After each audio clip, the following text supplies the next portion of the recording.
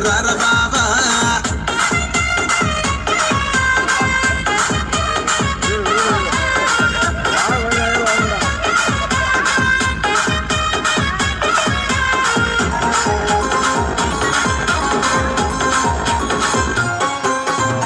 college టైములోన కన్ను కొట్టి పిలిచినావు నేను రాను పో అంటే కళ్ళు ఎర్ర చేసినావు నేనటంటి తండాడదాన్ని కాదు బాబు పిల్లబాగానే నేను రాను బాబా నేనటంటి తండాడ